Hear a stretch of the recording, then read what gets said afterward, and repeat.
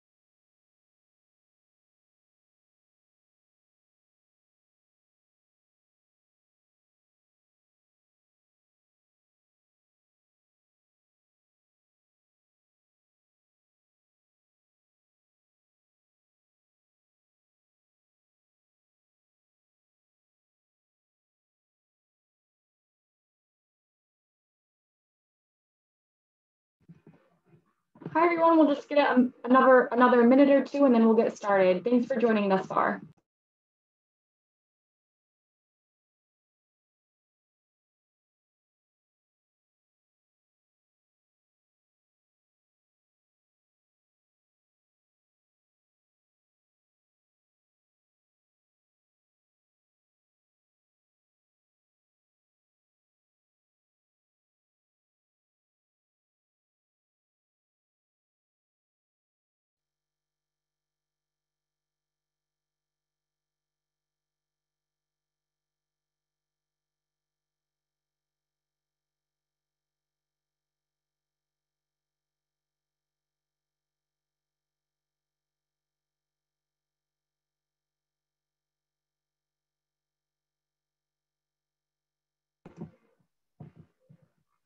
Hello, everyone. Good afternoon. My name is Alexa Carey, and I'm the Partner Relations Coordinator for both the South and the West RPUs at Care Compass Network.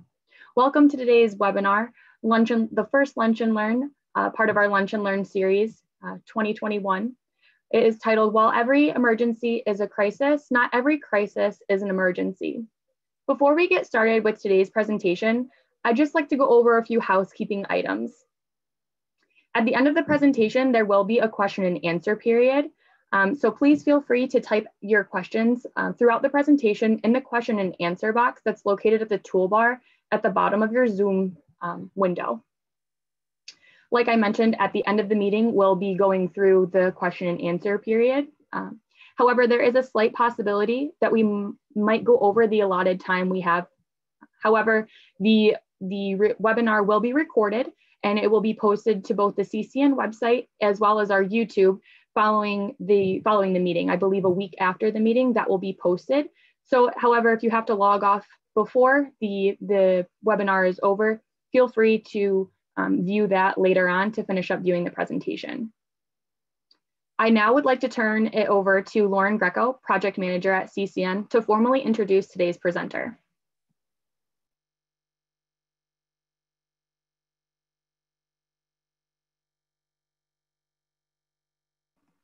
Lauren, we can't hear you.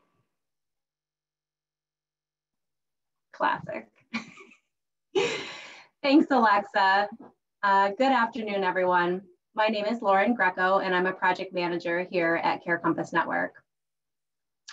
Today, it is my pleasure to introduce Michael Hatch, who currently serves as both the Director of Crisis Services for the Mental Health Association of the Southern Tier, as well as the Crisis Intervention Team Coordinator for Broome County.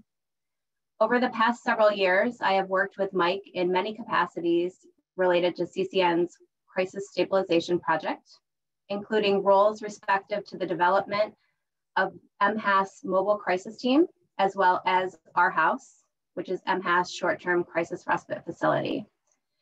In addition to our work within core project activities, I have had the pleasure of working with Mike to facilitate the implementation and execution of several related community programs, including Crisis Intervention Team Training and the Broome County 911 Diversion Program.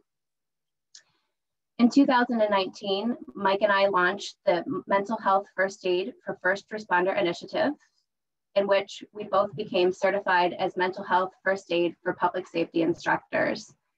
We have since led our small but mighty training team in successfully certifying over 350 professionals in law enforcement, fire service, public safety, and emergency medicine from over 15 agencies.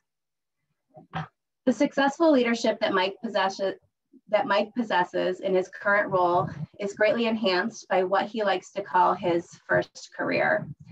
You see, prior to joining MHAST, Mike had a 23-year career in law enforcement, retiring in 2016 as the lieutenant with the Johnson City Police Department. Throughout his career as a law enforcement professional, Mike served our local community through several agencies in many capacities, including grant writing, field training, community policing, and hostage negotiation. Additionally, Mike served as a general topics police instructor evaluator for many years. Mike is also a past director of the Southern Tier Law Enforcement Academy, as well as a former president and vice president of several police unions. He is a past member of the board of directors for Fairview Recovery Services and has done consulting work for both the New York State Office of Mental Health and the Mental Health Association in New York State. Mike has presented at the Crisis Intervention Team International Conference on the 911 Crisis Caller Diversion Program, which he will share in detail with you this afternoon. Today, Mike approaches his work through a unique, well-rounded lens shaped by both his boots on the ground and administrative experience.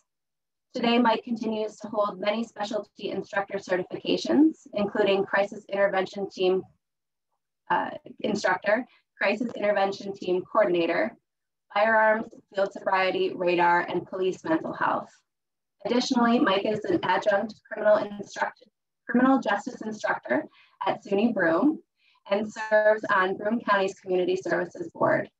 Mike holds an associate's degree in criminal justice from Corning Community College, a bachelor's degree in criminal justice from Keuka College, and a master's degree in public administration with a certification in nonprofit management from Binghamton University. Once again, it is my pleasure to invite Mike today, as I am honored to call him a colleague and a friend. Mike?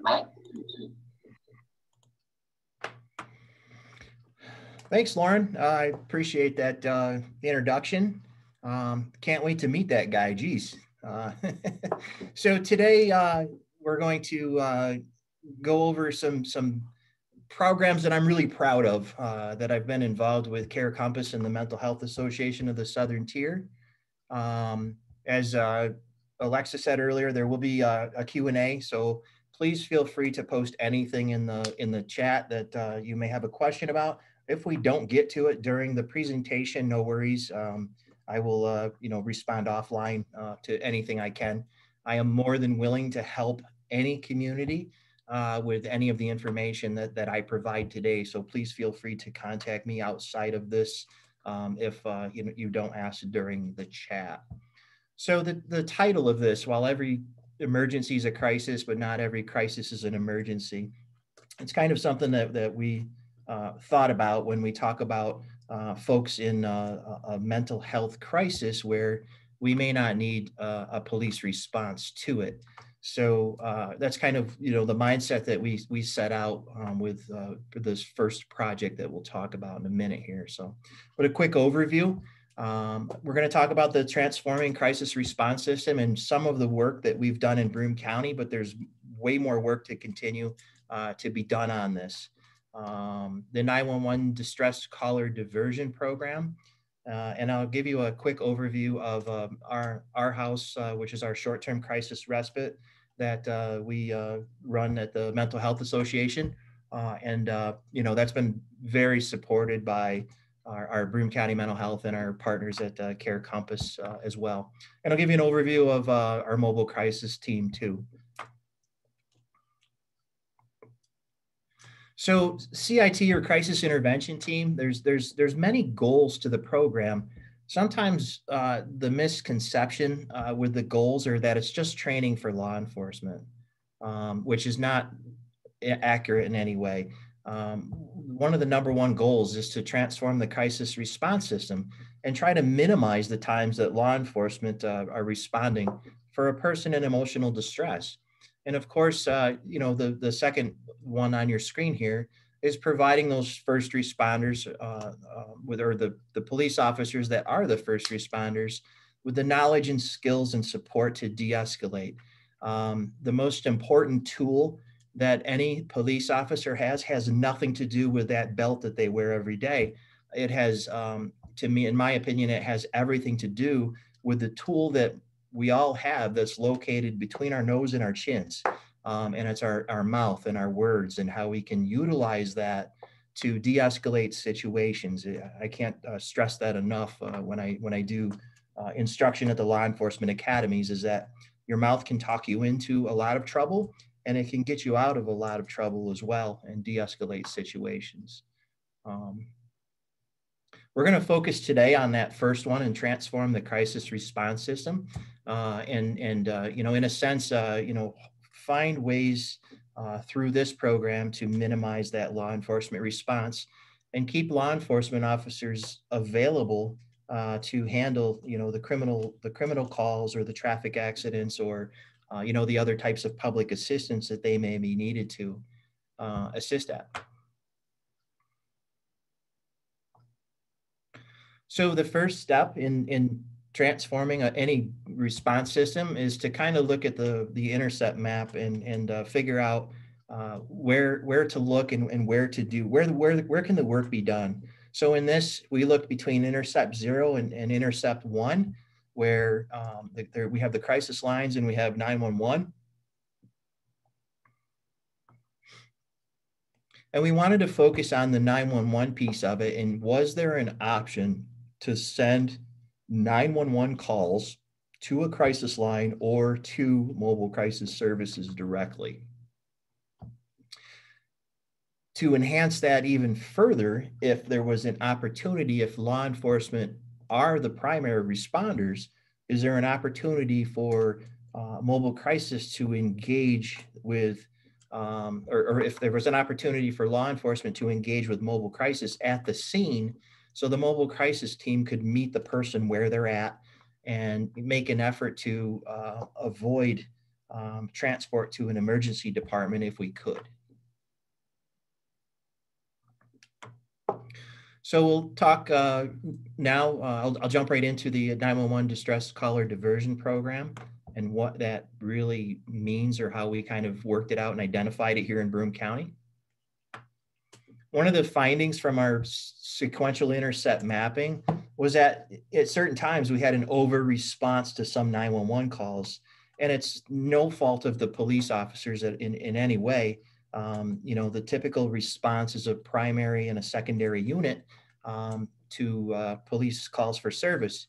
So with that response, you know, if you have, you know, 2, sometimes 3, maybe a third car shows up, that can be really intimidating to a person that may be in an emotional crisis or in distress, and perhaps even had a negative experience at some time with law enforcement.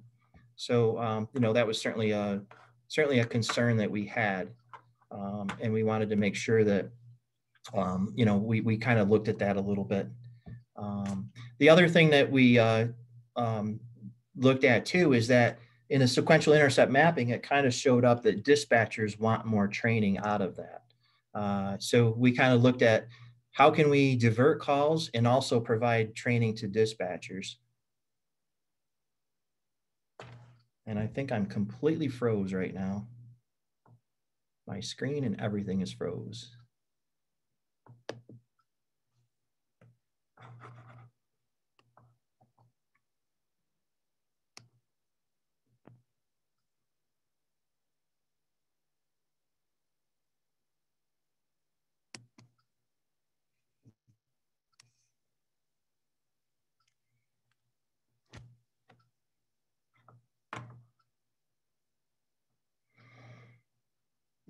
All right, I think I'm back. Sorry, everything froze up on me there for a minute. So we talked about it before this started, that everything worked 10 minutes before we started, and then it just froze on me. So I apologize for that. So I left off, I'm sorry. Dispatchers wanted more training, so we looked at that too. Started doing some research on it, and we found that the Houston Police Department has a mental health division who had already worked through the 911 diversion process. And if anybody is looking for a resource for a mental health division or anything to do with police response to mental health crisis calls, I would highly recommend just giving this division a call. The folks there were some of the most generous and kind people that I've ever had an opportunity to speak to, and they are more than willing to help any community through this process. I just can't say enough about the Houston Police Department, their mental health division. When I had called them, I think they had 35 police officers assigned to that division. So, for any police agency that has the resources, that's an awesome thing. So kudos and shout out to Houston PD for all their help and the great work that they do. So we started with planning our group, figuring out who are our stakeholders locally. The calls actually to do 911 diversion actually started out as a multi-county call. I think there were 5 or 6 counties on the call when we actually started. And then it, trickled down from there to when we started the actual process. Broome County was the only one left on the line. And there was a number of reasons for that. Some of the counties just didn't have the resources in place at the time to do it, or other reasons that they just ended up dropping off. One of the things that we had that some of the other counties weren't quite connected with yet was the relationship with Care Compass to assist with some of those important areas as far as funding and facilitation and using some of their technology and resources that they have. So it was a great asset for us to have Care Compass as part of our team right from day one on this. So for locally, our stakeholders were 911. The Binghamton Police Department was very involved in this process. Their CIT coordinator was involved.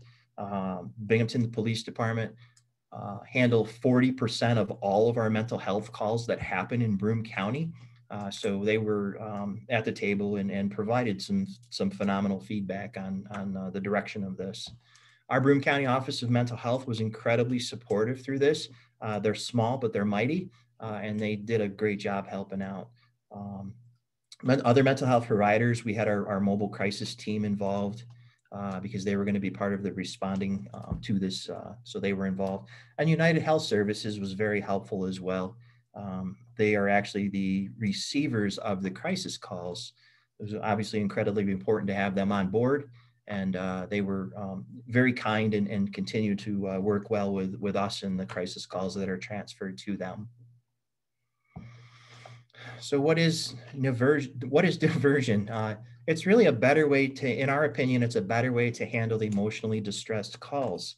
From our, from a lot of the CIT training, we learned that the percentage of dangerousness on mental health calls is very low. It's unfortunate, but the dangerous ones are typically the ones that get seen on the body cameras on YouTube and the news media and everything else.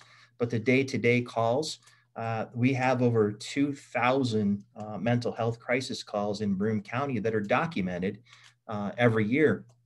And you don't hear about them because they typically end with de-escalation and stabilization right in the field.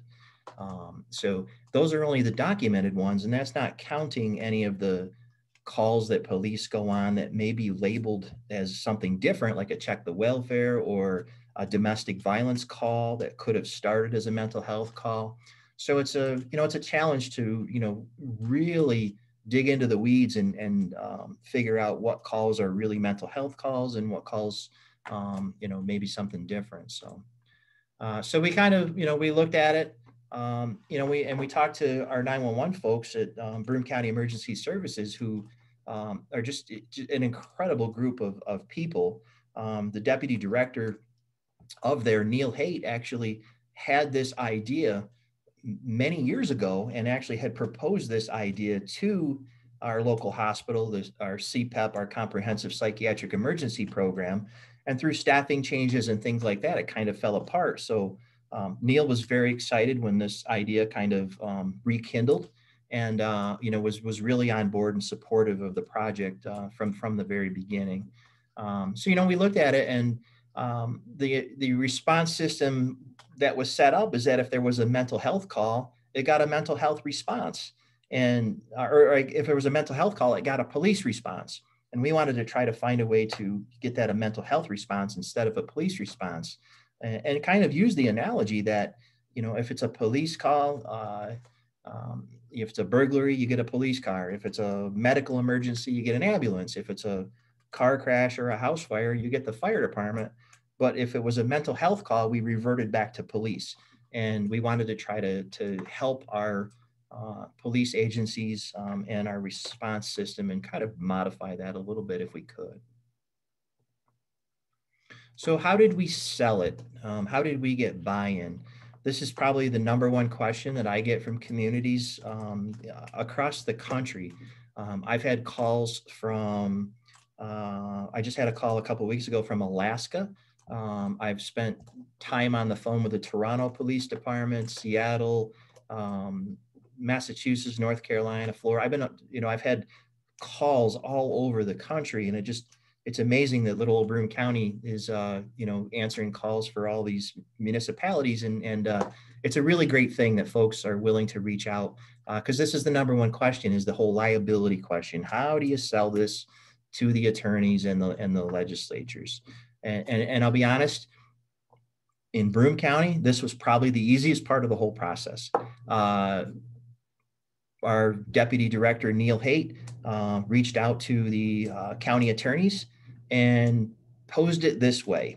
Neil said that we are providing a better service to our community by transferring some of these calls to a professional, a crisis call taker, or a counselor, or whoever it may be that's answering the phone, as opposed to a police response.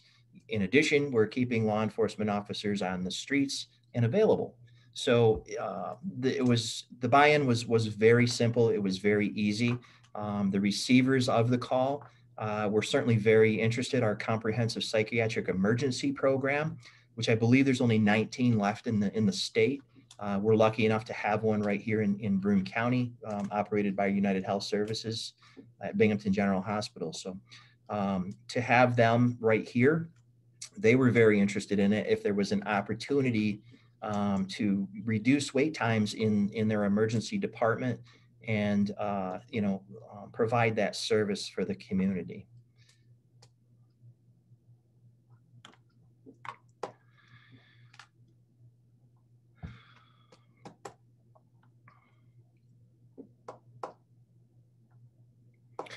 So this is the workflow that we came up with.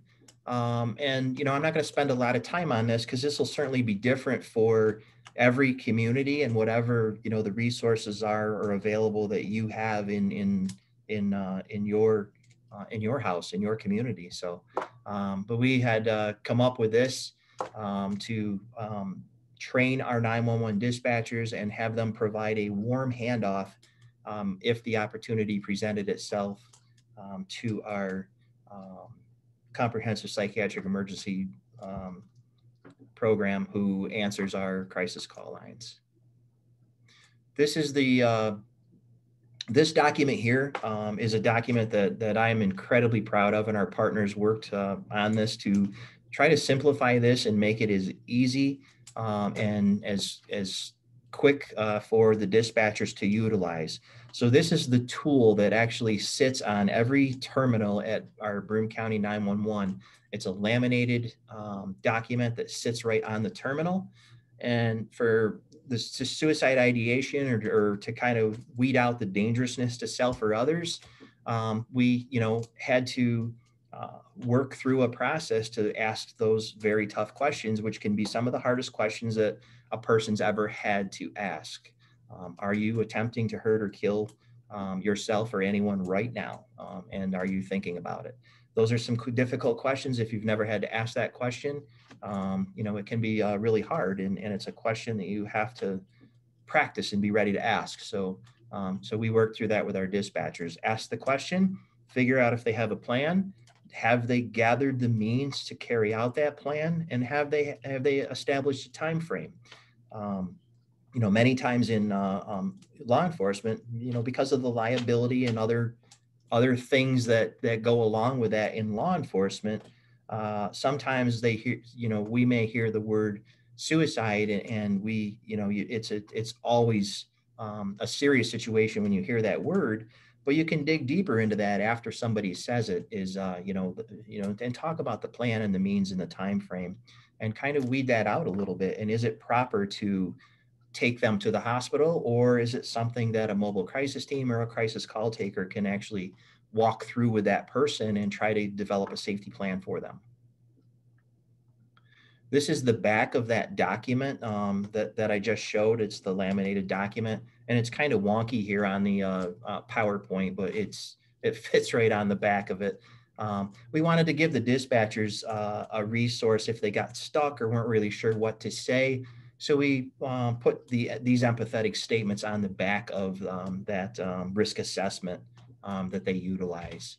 Just to kind of give them, some guidance if they're not sure what to say or they want to keep the conversation going, the importance of empathy, not only in 911 communications, but police work can't be understated. I'm going to play a actual 911 call for you. It's a little choppy at the very beginning. And the reason it's choppy is because we remove for privacy, we remove the person's name and address and things like that out of this call. And it doesn't really flow organically because this is probably one of the first times that this tool was used. So just keep that in mind, but you'll get the sense of the tool and how it's used. The volume on it may be a little bit low, so you may have to listen closely. 911, what's the address emergency?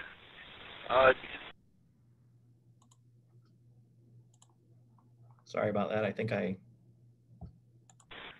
Yeah. So, yeah. I'm calling on a house phone. My wife set it up. Okay, what's going on at Dormitory? It's not really a rush. You don't have to rush anybody. I think I might need to go to. I'm suicidal, I think. How old are you?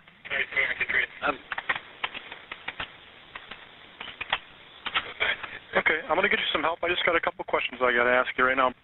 All right. Are you attempting to hurt or kill yourself or anyone else right now? No, I just have a lot of really bad thoughts. Like not hurting anybody else, no. Understood. I just have to ask a couple more questions. Are you thinking about hurting or killing yourself or anyone else right now? Myself, nobody else. Yeah. Okay, and do you have a plan? How would you do it? Whatever works at this point, I guess. I don't have a gun or anything like that. I don't know. Okay. All right. It sounds like it would be helpful if you could talk to someone for a little bit longer to help sort you through what the best option is for you at this point. I'm going to connect you with a member of our crisis network team to help you. All right. All right. Stay on the line. This is fine. You still there? Yeah, I'm still here. How you doing, CPAP? This is on the line there. He's calling from the event. Okay. Hey. Hi. No, I won't. So that just kind of gives you just a really quick example of the utilization of the tool. You did hear the dispatcher say it, and it says it on our risk assessment too. We utilize the term crisis network team. And that just we use that term just to kind of make sure that we blanketed everybody that was involved in this process or the program. So we're not confusing the person when we're saying we're transferring them to CPAP or Binghamton General or UHS or whatever. It just just to have a seamless and smooth transition, we came up with the term crisis network team, just to have just a quick transfer of that, and it wouldn't be a huge question as to where you're transferring me or what am I doing or why is this happening. So, and we have very few calls that are ever no, I don't want to be transferred. Everybody is very, very good at that, and we've been really fortunate with that. So for our dispatchers, we came up with an 8-hour training course, which included going through that risk assessment and how to utilize that tool. We felt it was important to put some CIT history and implementation, an overview of mental illness, and the assessing of self-harm and suicidal, recovery, treatment, and medications. We know recovery is possible, and we felt it was important to address that with our 911 folks here. Community resources, I can't stress enough the importance of making sure that dispatchers, first responders, police officers know the community resources. The one thing that I learned when I left police work is I did not know what I did not know.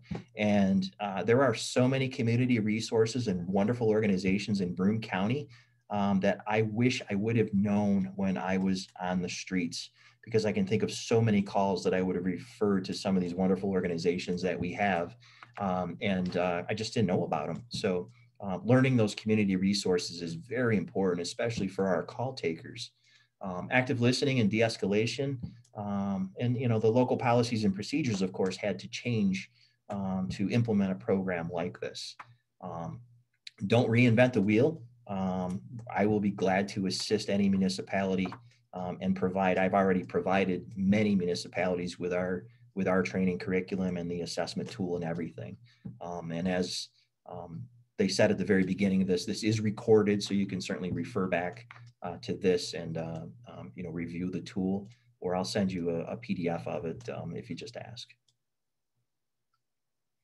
So from the course evaluations, this is where the instructors kind of learn, how do we improve this process and how do we teach better? We looked at, we realized that we needed to introduce the risk assessment and policy very early on. We should have done that. We waited till the end. And if we had introduced it early on, it could have got the wheels turning for the dispatchers to think about it a little bit, how we're going to use this, and ask questions throughout the day. Less is more with the medication piece. The reviews on that did not go over well, and it was zero fault of the instructor at all. It just, and they let us know, which we appreciate, that in-depth information on the medications is not important. Perhaps a quick overview would be fine, but in-depth was not necessary. More scenarios, more phone calls. One of the things that I always hear at trainings for police officers and dispatchers and everything else is how much they hate scenarios when you're doing them and when they're live. But when you can see the value in them and understand the importance of them, when you read the reviews, oftentimes in the reviews, you'll find several reviews that say we need more scenarios or more videos or something like that. But more scenarios, I really hone in on that. And, we have added more scenarios to the trainings that we do in the Dispatcher Academy now. We spend an entire afternoon doing scenarios and actual calls where somebody sits in the other room and calls in, and the dispatchers practice the use of that risk assessment tool. We also invited, and I think it's important to note that in our training, we invited the staff, the call takers, the crisis call takers that were going to be taking these calls. We invited them to the training. We felt that was important to do. Some of the stuff was probably an overview for them, but it was important to get them in the same room with the dispatchers, at least groups of dispatchers, to get to know them a little bit and try to build that rapport and relationships and trust. So Broome County Emergency Management incorporated the risk assessment right into their policy, and we used that 8-hour training to implement that in that. With the permission of Broome County 911, and they have done this for several municipalities, they are willing to share that policy. So again, you're not reinventing the wheel if you were looking to implement a program like this in your communities. So the training took place. We had dispatchers, work 24 hours a day, 7 days a week. So we were fortunate enough to get funding through Care Compass Network to do the training for the dispatchers 8 hours so they could work their shifts and do this training as well. It took us 4 days to train. I think it was just under 60 dispatchers that we trained in 4 days in Broome County. And we did that in November of 2017. And we started actually testing the process in December. And then we went live January 1 with it. We found from talking to the dispatchers and the feedback, and you can see on this slide, the arrows were kind of a little goofy in the initial prototype that we used. So we modified those and just made them solid lines on the risk assessment. We learned through this process that trust was established with the 911 dispatchers and the crisis counselors or crisis call takers. When we set it up initially, the dispatchers had to leave the call open and the counselor had to call back and say, hey, we're all set, you can close that call out. But we recognized and tracked that dispatchers are making the right decisions and they're transferring the right calls. So it was very, very unlikely that a call would ever get switched back or a police response would be needed once the call is transferred. So we modified that process, and I say we, Broome County 911 modified that process with UHS. So now they just close it out and they don't have to call back unless the call escalates and they still need a transport. So here's 2018 and 2019 as far as the numbers go. With a process or program like this, we count just the calls that are transferred to the crisis call center on this this demographic here. So the calls are, the calls will be low, and our biggest thing that we're working on is real-time deployable services and actually having mobile crisis teams that can respond in an emergency fashion. And when I say that, we're looking at co-responder models that have a social worker and a first responder in the same vehicle so we can get there more rapid. The challenges, like any agency or community in our rural areas, it's very difficult to get a crisis, a mobile crisis person there. de-escalate a situation if a person's 45 minutes from the hospital and they still have to wait for mobile to get there. It can be a challenge for our rural partners, so it can be very difficult. Since we've implemented CIT, I think in 2016, I think 70% of the mental health calls in Broome County were being transported to the hospital. And we have reduced that down to, as you can see here, 37 and 32%. And I think 2020's numbers are going to be right around the same in the 30% range with transports to CPEP. So this process that I just went through is in the best practices guide for CIT International. And here's the website. If you're not a member of CIT International, I would certainly encourage you to take a look at it. It's a phenomenal organization, and this is the website that you can actually download the best practice guide for free. And this 911 diversion process is in there as a best practice. So how do we improve this process? As I said very on, there's always room to improve. We have a meeting actually next week to discuss moving into a phase 2 process of this, of looking at other calls to divert and how we may be able to do that. We do identify high utilizers and connect them with mobile crisis now, which has been very helpful. So we're looking at diverting calls, maybe some parental coaching calls. Check the welfares. We're looking at finding a way to divert those to mobile crisis. And persons requesting transports to the crisis center, we're going to possibly talk about vetting those out a little bit more and working through that too.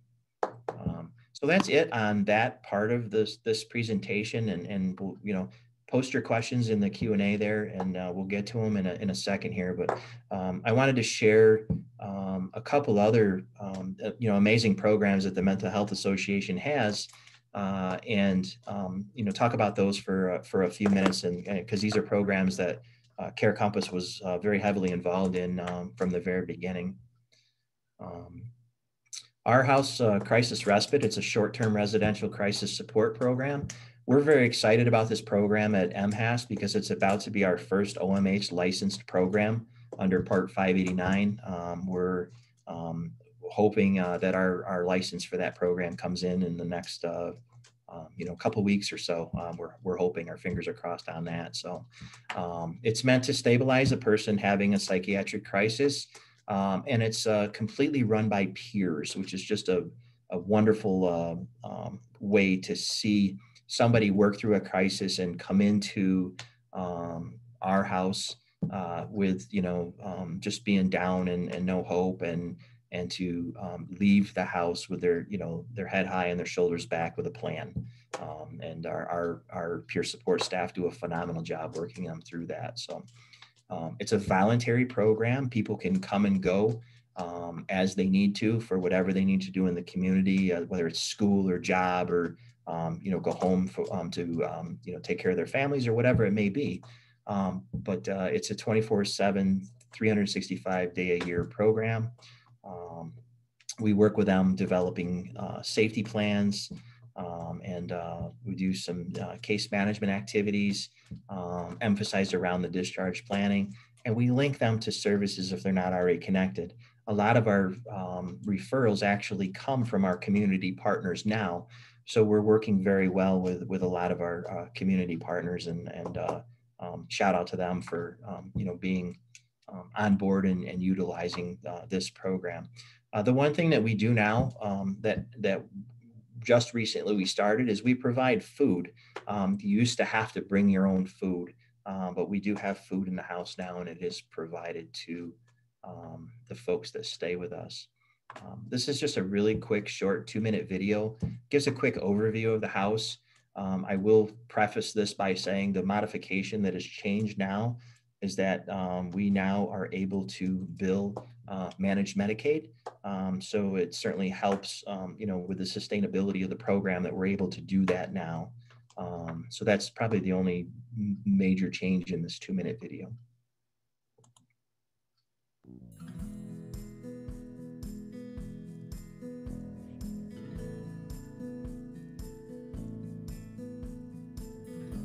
The Crisis Respite House is a short-term peer-run facility. It is a residential setting, so it's a nice home-like environment. Upon walking into the house, there's a lot of relief. I know that I've had other treatment programs that I've been in that were kind of dehumanizing, and this was the complete opposite. So the population that we serve are adults 18 and over who are facing a mental health crisis or emotional distress as defined by them. So that really essentially means that you don't need to have any sort of diagnosis to come in. Your crisis is how you view your crisis. Currently, there is no fees associated with staying at the house. So regardless of insurance status, self-pay, no insurance, anybody can come. You can feel sometimes like a shaken up soda bottle, and sometimes it just letting a little air out and letting yourself breathe for a while can really make a big difference. So I've seen people come in really stressed, really anxious, and leave, in a much better place. All of the people who run the house have worked through challenges or are currently working through challenges with substance abuse or with mental illness, mental health in general. So it's nice to be working with people who can empathize with that. The short-term crisis respite is just that, it's short-term. We're not meant to be a program that individuals stay in for a long period of time. The average visit is 5 days, and that really gives people enough time to process what has happened and make a plan for continuing on and hopefully connect to some resources to use in the future. So it's really nice to have a place like this where you can hit the pause button, reassess, and then move forward when you're ready.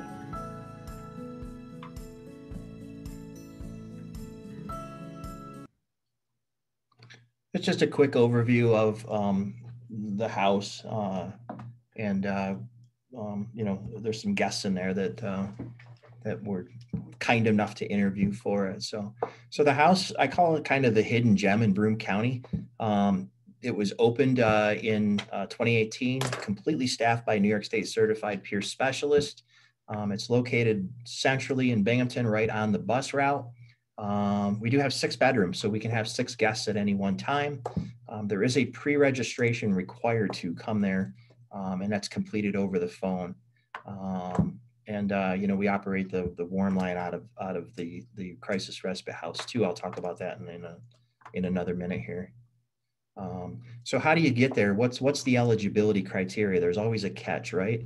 The catch in this is very, very simple. They have to be experiencing a crisis identified by themselves. They have to be over 18 or over, a New York State resident, and they have to be medically and physically stable, which means they just have to manage their own medications and able to prepare their own food. We do have a 1 handicap accessible bedroom, so that wouldn't be an issue if that need presented itself. Have a stable living environment to return to.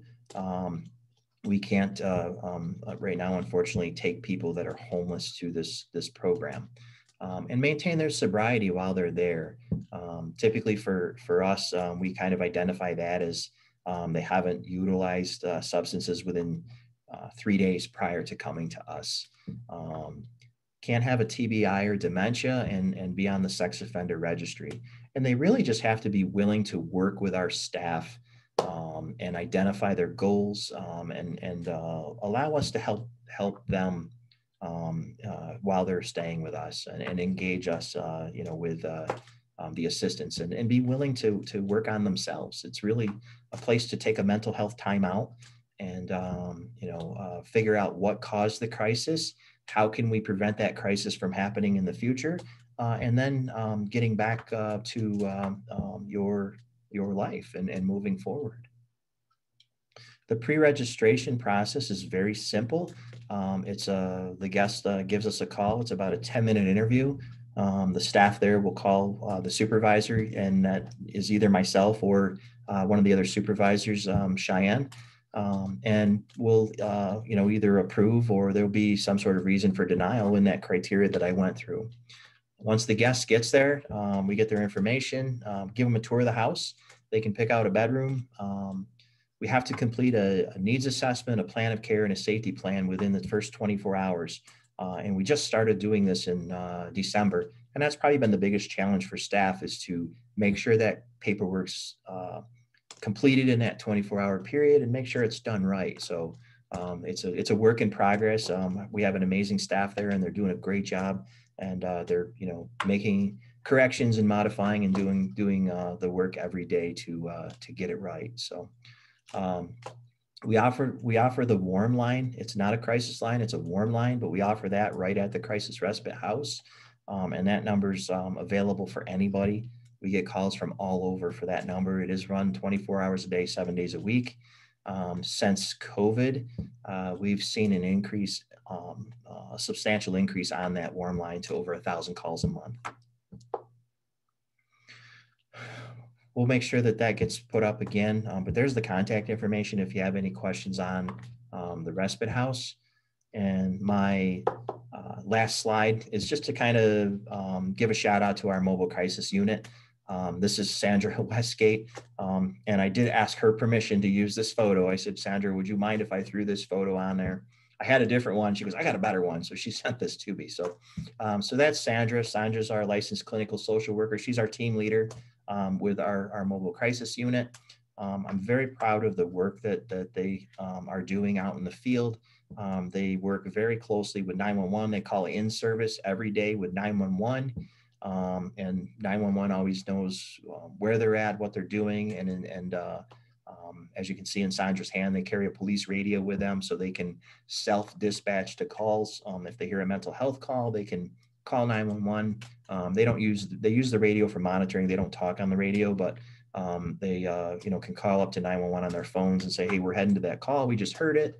The work they do is amazing work. In 2020, they went to over 250 initial crisis calls, and they completed more than 170 follow-ups, more than 70% stabilization in the field, which means they meet the person where they're at, and they're able to stabilize that person. And then our peer support staff, who also works with our mobile crisis, engage them afterwards and follow up with them for 15 days after that initial crisis to connect them with services or get them any assistance they may need. Mobile crisis works very well with our crisis respite house, and they are in constant communication daily on guest needs, or if Sandra's in the field and sees a guest that may benefit from it. So it's been a very effective process and a good working relationship between those two programs. So that's kind of it. Again, here's my information. I can't thank Care Compass enough for this opportunity. I will say that virtual lunch and learn does not taste as good as the ones at Traditions. So I can't wait to post-COVID, where maybe I can get to do this again and regret all the wonderful food that I ate at a Care Compass luncheon. But thank you so much for your time, and we'll go ahead and open it up for questions now. Thank you so much. I will just start at the top here. We do have quite a few questions and comments. So does Broome have a mobile crisis that is 24/7 is the first question. Yeah, it is not. It's right now it is 9 a.m. to 4:30 p.m.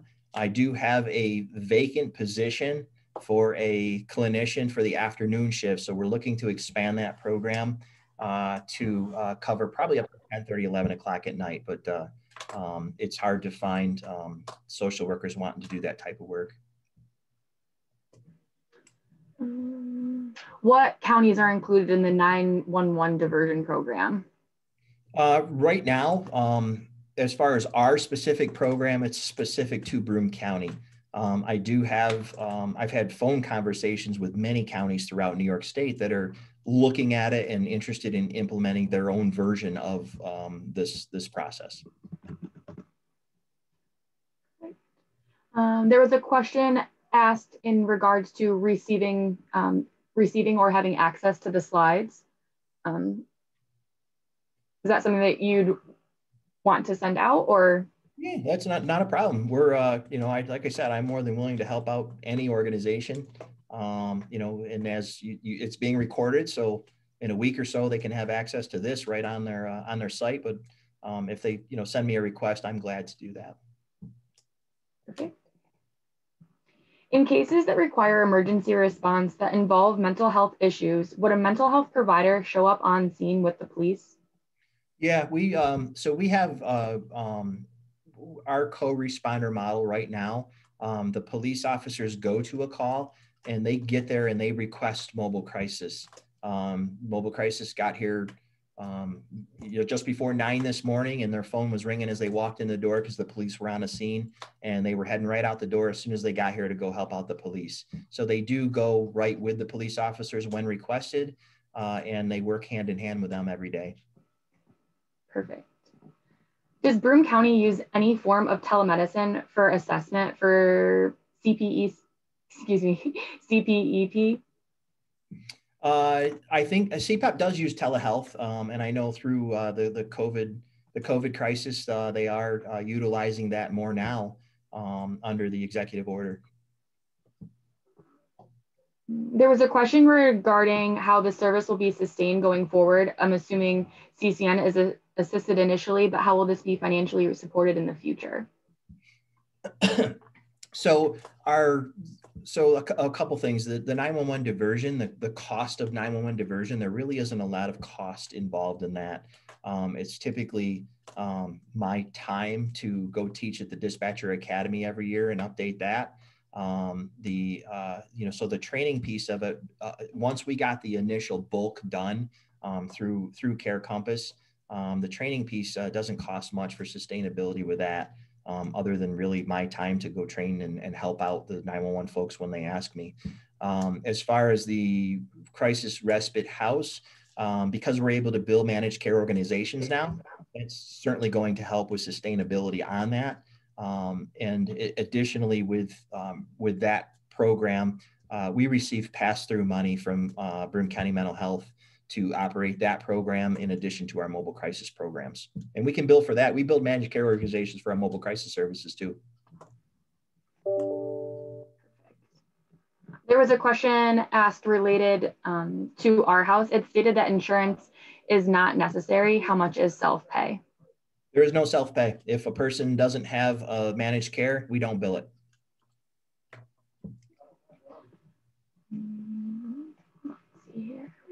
There was a couple just generic comments. Nice presentation. Thank you. Thanks, Mike. Great work you do in Broome County. Discuss your work helping rural entities with best adaptations given the distances and resources common in those environments. Rural's tough. It really is. We've looked at some. There are some programs in other counties that utilize a telehealth platform in the rural counties. But then again, if you don't have the internet service and things like that, it can be very difficult. Really, to look at the rural counties outside of telehealth, if you have the ability to set up a co-responder model that is an emergency response unit, that can be probably the safest and fastest way to get those services in those rural areas. But the rural, there's not a magic pill for it. It's a really, really difficult thing to get these services into the rural areas, especially to meet a person where they're at in a rural area. And really, short of a helicopter, the biggest thing I see is just having it attached to an emergency response unit and having the ability to respond, but that takes money. We know how short that is right now, especially in New York State with everything going on. Average length of stay in crisis housing. So the video said 5 days. We've seen we now have the ability to go beyond our 5 to 7 day window, which is really nice. The Part 589 has allowed us to open that up to go beyond that. So average stay is probably, I don't have an exact number. If I had to guess, knowing the guests that are there and have been there, I would say probably 5 to 10 days now, but we do have the ability to go over that if need be. We don't share the hard and fast deadline number with guests because we want them to start working on their recovery day one. We don't want them to wait until day 24 and then all of a sudden oh God, we gotta move, we gotta get you going here because, we only have a window. So we start working on recovery day one, and we typically don't share the hard and fast deadline with the guests. Is there usually a wait to get a room at our house, or is there typically vacancy? The vacancy sign is open. We have not had, we've had 5 guests at any one time. We have not hit that magic 6 with a no vacancy sign. So we've had several times. Just last month, I think we had 67 bed days, which is the most we've ever had since we opened. The program is being utilized, but there's room in the program. Perfect. There is a piggyback question to that. Does de-escalation training incorporate anti-racism work that addresses biases? If so, is this continuously reinforced? It doesn't, it's not included in this portion or any of the things that we do through this process. I am aware of, some trainings with racial bias that are out there. And I really think that in today's world, there needs to be more. And I think that you'll see that in the upcoming academies. And I think you'll see that in the upcoming in-service trainings too. But it's a very important topic, and it certainly should become part of a lot of this. Is there an NYC network helping to collaborate in expanding these efforts? I'm one of those guys that lives in New York, and I've been to New York City 3 or 4 times in my life, so I don't really know much about the city and what they're doing. If there was and they wanted help, I would certainly help anybody. So I just don't know the answer to that question. Do you provide referrals for our house? Can community can community organizations provide referrals? The question exactly reads, regarding the crisis house respite, if someone needs further help after the 5 days, do you provide referrals? Absolutely. Yeah, that's part of what we do while we're there. We identify what their needs are through the needs assessment, and we do everything we possibly can to link them up with those services before they leave our house. What was the top 3 struggles in successfully rolling out in Broome, in which other counties can learn from? Sharon, how did I know you'd have a question like this? Hello, Sharon. It's nice to hear from you. I would say that the number 1 is probably securing funding. And we were just lucky enough to hit DSRIP at the right time, and to have Care Compass truly believe that this was an opportunity for avoidance from the emergency department. I'm trying to think of other ones. Funding. The buy-in was so easy from everybody. I think the other one would probably be scheduling for the training, for the dispatchers to try to get them away from a console, because it's a 24/7 operation. I mean, it's hard to get that taken care of. So Sharon, we'll have to have a side conversation on the 3rd one, because I just can't think of it right now, but I'd be glad to talk to you about it. What is the ratio of peers to guests, and are the peers there 24 hours a day? Yep, peers are there. Hi, Carrie. Good to hear from you. Peers are there 24 hours a day, 7 days a week. It's a 5-to-1 ratio. Once we get that 6 guests, we do call in a secondary staff. Perfect. There is a comment in the chat box. Great work. I'm the director of MHA Tompkins. I'm so inspired to get a crisis house running in Ithaca. I'm wondering how many guests you have, how many guests you average a month, and with the most of them in your area, and are most of them from your area? Yeah, thanks for the question, Nicole. And I'd certainly be glad to talk to you help out any way I can. Last month we had 67 bed days utilized. The average right now is 3 to 4 guests at a time. We do have spurts where it's just, there's nobody, and we scratch our heads and say, wow, what happened? As of just a couple of days ago, there were 4 guests in the house at any given time.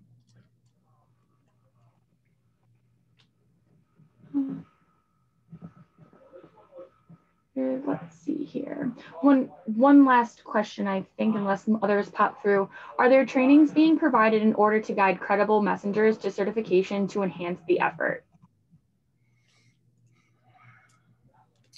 I don't know if I understand the question. I would say, the trainings that we offer, the Mental Health Association provides training and technical assistance to all of our police agencies. Anytime they ask, we do all the in-service trainings for mental health, and part of our mission statements to reduce stigma around mental health. So we do that, provide training for dispatchers and our peers as far as the Our House Crisis Respite. Within 4 months of hire, they have to become New York State peer certified. So they definitely buy into the message and do a great job there. If I didn't answer that question, maybe rephrase it and I'll help out with that. So there's a comment here. Great and important work you're doing. Thank you. And another question, are there specific officers who can respond to mental health crisis, or can any officer respond? It depends on the agency. We have, I think it's now more than 100 crisis intervention team trained police officers in Broome County. The dream of the system and the process would be if there's a CIT trained officer work, that CIT trained officer would respond to that call. So it is, the hope is that CIT trained officers go on those calls. But it is out there. So, and thanks for Carrie for throwing out NIAPers and offering the free peer certification. And actually Carrie put the website in there. Awesome. So thank you so much, Carrie from New York State Office of Mental Health. Shout out to you.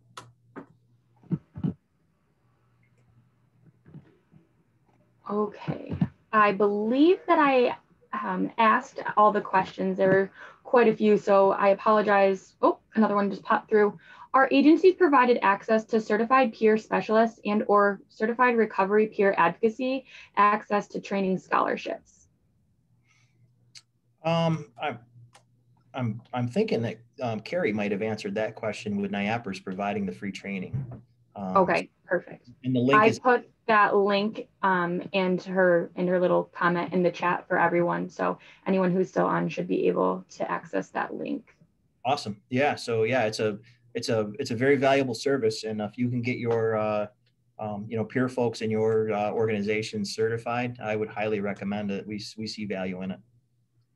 Perfect. There aren't any open questions at the moment for any attendees. I apologize if I missed your question. If you wouldn't mind just resubmitting it so no questions go unanswered. But as of right now, there's nothing else in the question box. I do. I think I forgot. Josephine from Tompkins had a question about, are most of the guests from our area? The answer to that is yes. Most of them are from our area. Under Part 589, we are able to take out of county guests. But once we get that license, we'll be doing that. And like I said, that should be, fingers crossed, hopefully coming in at any time. Perfect. Thank you so much again, Mike. It doesn't look like there's anything else. There's a comment. Thanks, Mike. Great seeing you.